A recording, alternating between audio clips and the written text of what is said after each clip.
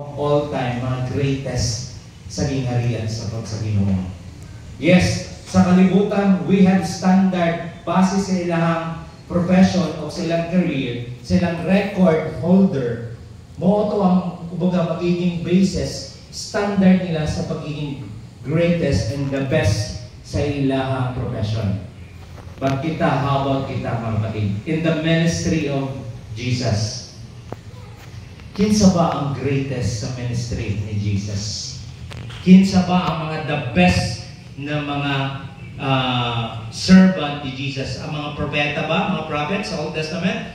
But how about ang mga New Testament na mga apostles? Okay. Nowadays, sa itong ministry, na ay mga ginatawag na mga greatest. Who are the greatest? Who is the greatest in the kingdom of heaven? Actually, sa ministry, daghan ang wala ang nakakuha na nga murag passive lang sa ilang una-una. But sometimes, ang mga tao nag-istorya nga ang mga greatest daw sa gingharian sa Ginoo is ang mga church leaders.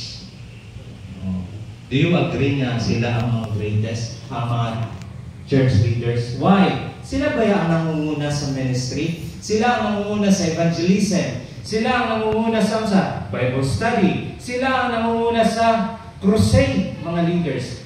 Without them, walay movement ang mahitabo. And some say they believe that there are mga pastors. Kamo, kita, mga pastors. Sila daw ang best sa gingharian sa Ginoo.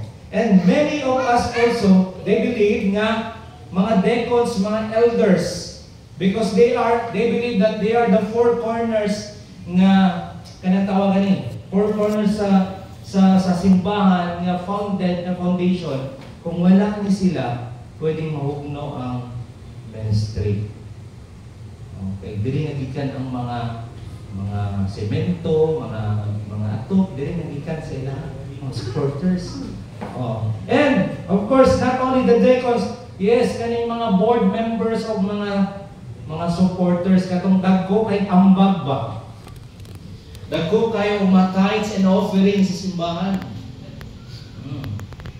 Dagko kayo og mga share sa simbahan when it comes sa financial pag-abot sa simbahan. And some say, ato daw na sa mga sa worship team. Of course, kaya kung wala may unsaon na lang ang worship team, mahimong useless ang mga instruments. And how about kaning mga volunteers nato and members? Dili ba sila pwedeng maging greatest sa gingharian sa Ginoo or maging best sa gingharian sa Ginoo? Okay. Now, let's take a look sa Bible's perspective sa Ginoo. Let's learn tonight, let's ponder to the Word of God tonight kung kinsa ang ginatukoy na greatest sa gingharian sa Ginoo. Are you with me? Can you open your Bible in Matthew chapter 18 verse 1 to 5? Okay. Matthew 18 chapter 1 to 5. Okay. Verse 1. At the time, the disciples came to Jesus and said, nangutangan sila, who then is greatest in the kingdom of heaven? Verse 2. And he called a child to himself and set him before them, and he said, truly I say to you, unless you are converted and become like a children, you will not enter the kingdom of heaven. Verse 4 and 5. Whoever then humbles himself as this child, he is the greatest in the kingdom of heaven. And whoever receives one such child in my name receives me. So, murang klaro na. Then according kay Jesus, siya na mismo one time, when sa ilahang gathering, there is a disciple of Jesus na mutana kay Jesus. Kinsa ba Ginoo ang pinaka-the best sa imong gingharian? But unsa ang tubag ni Jesus? Jesus said, he replied sa iyang mga disciples, ano siya? Nikuha siya og bata. Iyang gipapungko o atubag sa ilaha. Whoever like this child na mahimong humble, siya ang mahimong greatest in the kingdom of God. So meaning, the disciples or the apostles nga naguban-uban kay Jesus, they expect na sila ang they expect na sila ang greatest o sila ang best sa gingharian sa Ginoo. Why? Kay sige sila uban-uban kay Jesus. Sige sila uban kay Jesus pag nag-perform ng miracle si Jesus. Sila maka-witness dayon. Even sa pag-heal, pag-cast out sa demons, na sila. Meaning to say, dikit kay sila kay Jesus. But sad to say, niabot yun sa ilang time nga, kinsa kaya sa mga ang greatest Ginoo? Ano? But that's why tonight we will talk about the greatest in the kingdom of God. Ato ni siya mabalaan karon kung kinsa ang mga greatest sa kingdom of God. Okay, how to become greatest in the kingdom of God? Okay, isa lang din ka point ang na-agree ito. We need to be humble ourselves like a child. So, to be able na mahimo ng greatest sa gingharian sa Ginoo, kinahanglan nato maging humble lang kapatid. Sama sa usa ka bata. Ato na makita sa verse 4 and 5. Let me read. Whoever then humble himself as this child, ano siya? He is the greatest in the kingdom of heaven. Nganong bata man ang gikuha ni Jesus? Nganong dili man disciple ang iyang? Nganong dili man si Peter? Si Peter man ang right hand or sandikit ni Jesus. Nganong dili man ang mga adult na naa dito? Why is it ang bata? Unsa day nasa bata? Innocence. Okay, I remember. Ato pa lang may dire. Okay, nasa siya 5 years old. Pag muingon na siya sa kuwa, nga mag-playhouse sa dito, daddy ha? 5 minutes lang. Wala siya kabalot sa 5 minutes lang. Paingon ako sa 30 minutes. Then pag ato na mo dito, siya, I'm so very happy, daddy. Okay. So, unsa ang nasa bata? Ang pagka-innocent sa iyang character. Meaning, pag happy ang bata, happy yun na sila. Walay even nga pretending sa ilaha. Tama ba? Pag frustrated na sila, pag emotional na sila, mulhilak na sila, na walay pretending sa ilaha. Ganong bata man, kung sila nasa bata, because they are total dependent sa ilang parents.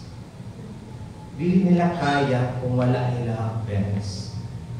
Dili nila kaya mo survive without their parents or their guardian. Sa inyan, mga bata, dili kaya. That's why, unsa pa dayang nasa karakter sa bata, ang ilang humility or humbleness. Because, during sa time sa mga Israelites, ang mga bata sa unang panahon, wala jud sila right para sa ilang sarili. Ang right lang nila, okay, ang last say sa ilang sarili is ang ilang mga parents. That's why even sa ilang wedding, parents yapon ang mag-decide para sa ilang. That's why naa sila yapon parental. That's why Jesus used as example ang usa ka bata, unsay nasa bata. Walay pretending, walay kanang pagpapanggap. Very innocent, and the humility na siya. And most especially, ang pagiging teachable sa usa ka bata. Pagiging teachable sa bata because he cannot survive without his parents or her parents. In ana gyud dapat punta ta sa Ginoo. Meaning to say, ang humble diri is dili lang na maulaw man ko, hindi ko makagamit, kanang ko nakamulang humble na. Dili nga nang humble diri kapatid. Humbleness meaning is you are totally dependent to our God the Father. We are totally dependent to our God, the King of Kings and the Lord of Lords, na si Jesus. Sa tanan natong desisyon sa atong kinabuhi, si Jesus ang naka-anchor na. Amen. Mo na ginatawag na humility, humbleness, and so on. Meaning to say, dili ta maka-decide para sa atong sarili without even acknowledging God sa atong kinabuhi. That is humility. Ang humility man sa ibabaw ang atong paguna-una ba? Magpakumbaba lang ka, pero it is about the total dependent nato sa Ginoo. That's why Jesus said, you can do nothing apart from me. Wala, hindi tayo mabuhat. Amen. Okay. That's why, kapatid, God wants us to be or to humble ourselves to become greatest in the kingdom of God. Gusto ni sa Ginoo nga kita as followers of Christ, as servant of Christ, kinahanglan nga ay ginatawag na spirit of humility sama sa usa ka bata. Because sometimes ang pagiging humbleness makaapekto po ni sa ato ang posisyon sa church, sa atong ministry. Asa na ba atong humbleness pag-abot sa ato ang mga achievements? So, for example, ikaw, daghan na kay kang na Bible studyhan, daghan na kay kang na evangelize, daghan na kay kang na cell group, or even ikaw ang pinakamagaling na worship leader or musician. Pero kapatid, I tell you, you are not the best. Kasi daghan kay kang na-achieve sa ministry. Pag wala ang characteristics of humility, you are not great sa kingdom sa Ginoo. Bisag kita pa ang founder. Bisag kita pa ang founder sa usa ka denomination. Without humility, humbleness sa atong kinabuhi, then we are not great. Hindi the greatest sa ginharian sa Ginoo. And kapatid, don't you know that the role model nato pag-abot sa humbleness, it's a balumong insa. Wala na ilayan si Jesus. Amen. Wala na ilayan si Jesus. Because even to the death, to Calvary, sa cross sa Calvary, unsa yang gibuhat? He obeyed the Father's command. He humbled himself. He appeared himself as man. And even sa pagkamatay nga sa cross, nag-obey ng Didyakon siya sa kabubuton sa Ginoo. Ingana dapat utata when we serve our living God. Meaning to say, walay partiality in serving the Lord. Alright? So, ibig sabihin, igsoon, to be able na mahimot ang great sa Ginoo, kailangan natin maging humble. Sama kang Kristo. Kailangan natong magkaroon of spirit of humility sama sa usa ka bata. Kapatid, niabot ba ang time na ma-assess na to sa itong sarili? Humble pa ba ko? Or nihambog na ko? Daghan naman ba? Daghan na kayo kung na-disciple ba? Daghan na kayo kung na-share? Kanabi kang daghan na kayo o nag-speak, daghan na kayo ka nang nag-invite sa kong mag-speaker ba? Nagsunod-sunod na po ang mga speaking of engagement. Kapatid, bantayan na ito atong kaugalingan. Bantayan na ito atong kaugalingan. Why? Diyan na masulod ang gitawang pride sa atong kinabuhi. Amen.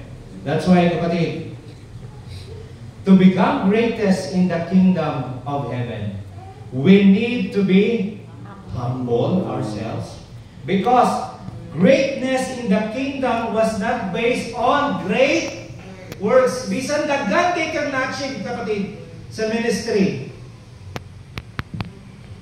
Bisan daghan kay kang nabuhat sa ministry or words, but on childlike humility of spirit. Meaning to say, Kanang-tanan, mahimo lang na sa useless kung ikaw walay humbleness sa ato ang mga kauningan. That's why, if we have Christ in our life, of course, naman yun tayo Christ at life, we are truly, amen, we are truly humble person that does not concern himself with, eto na, possession and power. Kapatid, diya na nakuha ng mga disciples, nakapamutahan naman sila because they believe na sila na mataas ng position. But, mura sa example ni Jesus, nakita mo ng bata, sama dapat mo ang na bata. Kasi nasa bata, innocence of everything and very dependent sa iyang parents.